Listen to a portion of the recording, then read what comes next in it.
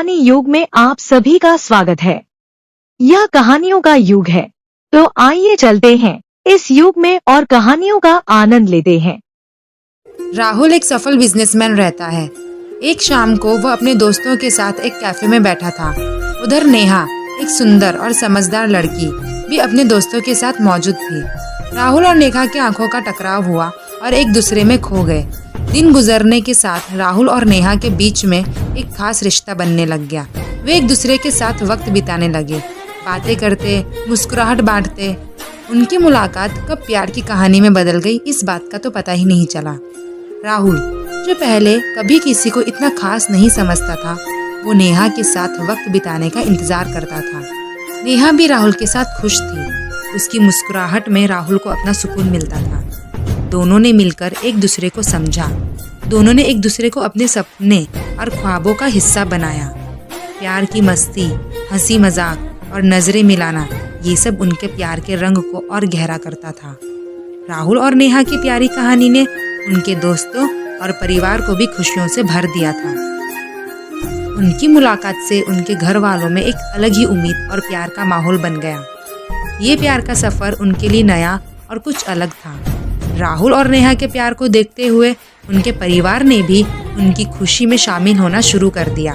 राहुल के घर वाले, सुनैना राहुल की माँ, मनोज मेहता राहुल के पिताजी और मारिया राहुल की छोटी सी प्यारी बहन, जो शहर के बड़े व्यवसाय परिवार से थे, और नेहा के घर वाले अरविंद शाह, नेहा के पिताजी, अनुज नेहा का बड़ा भाई, जो एक माध्यम अच्छे वर्ग के परिवार से संबंध रखते हैं। दोनों परिवार ने एक दूसरे को गले लगाया। पहले तो सब थोड़ा सा शर्माए और हिचकिचाए, पर धीरे धीरे सब ने एक दूसरे को समझा। राहुल के माँ बाप, जो पहले नेहा और उसकी फैमिली को अपनाने में संकोच कर रहे थे, अब उनकी होने वाली बहू से प्यार करने लगे। नेहा के घर वाले भी राहुल को अपना बेटा मान लेते हैं और उनकी खुशी में शामिल होने लगते हैं। अब दोनों परिवार साथ मिलकर डिनर पार्टी, सेलिब्रेशन और त्योहार मनाने लगे। नेहा के घर की हंसी मजाक और राहुल के घर में शानदार पार्टियां, सब कुछ एक अलग ही रंग देने लगी। ऐसा लगने लगा जैसे अब कोई भी उनकी खुशियों को तोड़ नहीं सकता। पर क्या ये खुशियां हमेशा बरकरार रहेगी, या जिंदगी अपना कोई नया ही पन्ना खोलने वाली है? अब सब बिना देरी किए नेहा और राहुल की शादी की तैयारी में लग चुके थे। जब सब तैयारी में लगे, तब अचानक नेहा बिना किसी वजह के शादी के लिए इनकार कर दिया। सब परेशान हो गए और सबका दिल टूट गया।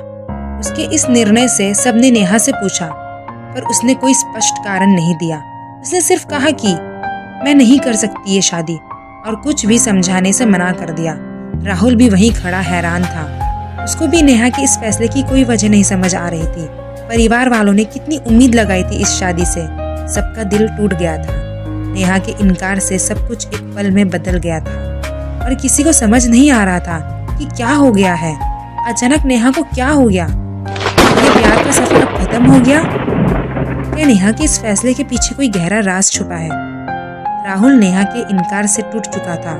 वह बार बार नेहा से पूछ रहा था उसके ना की वजह, पर नेहा कुछ बोलने को तैयार ही नहीं थी। बस एक ही बात कही जा रही थी, राहुल तुम जाओ, मुझे कुछ नहीं कहना, बस इतना समझ लो कि मुझे तुमसे शादी नहीं करनी है। पर राहुल जाने को तैयार नहीं था। वो बहुत जबरदस्ती कर रहा था, उसे बार बार पूछ रहा था। तब अंत में नेहा के मुंह से निकल जाता है, ये मेरी किस्मत है जो बचपन में लिख दी गई है, तुम उसे नहीं बदल सकते, और जाओ यहाँ से बस। नेहा के मुंह से यह बात सुनकर राहुल चुपचाप वहां से चला जाता है और वो नेहा के बचपन से जुड़ी हर एक जानकारी प्राप्त करने का फैसला कर लेता है।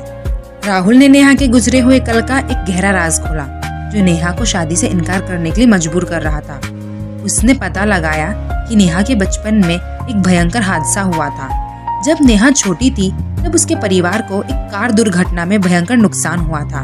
इस हादसे में नेहा की माँ और उसकी छोटी बहन का निधन हो गया था। नेहा भी उसी कार में थी, पर नेहा खुद बच गई थी, और उस हादसे ने नेहा के दिल पर गहरा असर छोड़ा था। इस हादसे के बाद नेहा की जिंदगी में एक अंधेरा सा छा गया था।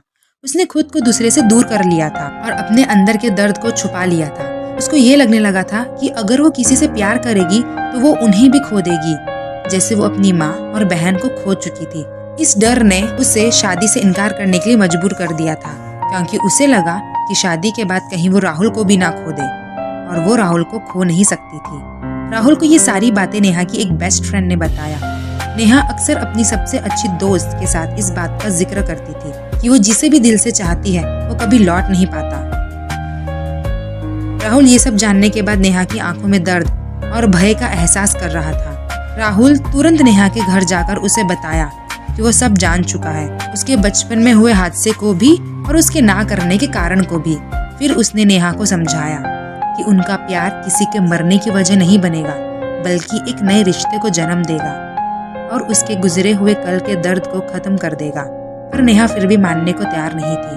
तब राहुल ने उसका हाथ पकड़ा और उससे पूछा, अच्छा नेहा, मुझे ये बताओ, तुम्हें ये लगता है कि तुम जिसे भी चाहती हो तो वो तुमसे दूर हो जाता है, तो फिर आज तक तुम्हारे पापा, तुम्हारा भाई, तुम्हारे बेस्ट फ्रेंड ये सब दूर क्यों नहीं हुए? तुम इन्हें भी तो उतना ही चाहती हो जितना अपनी माँ और बहन को चाहती थी। जब उन्हें कुछ नहीं हुआ फिर तुम्हारा प्यार मुझे कैसे नुकसान पहुंचा सकता है? नेहा, तुम्हें अपने डर से बाहर आना ही होगा। तुम उस हादसे को आज तक अपने मन में लेकर बैठी हो, उसे बाहर फेंक दो, नहीं तो तुम जिंदगी में कभी आगे नहीं बढ़ पाओगी और हमेशा डर में जीती रहोगी। नेहा, मेरा विश्वास करो, तुम्हारा प्यार मेरी उम्र बढ़ाएगा, घटाएगा नहीं। हाँ, तुम नहीं मिली तब शायद जरूर मर जाऊंगा।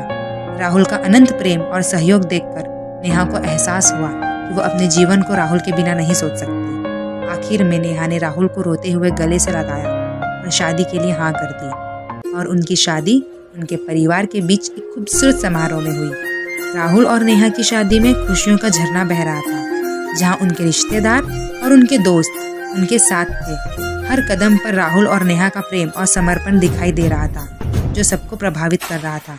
उनकी प्रेम कहानी जो आसमान में तारे तोड़कर लिखी गई थी, अब एक नई शुरुआत के साथ शुरू हो गई थी।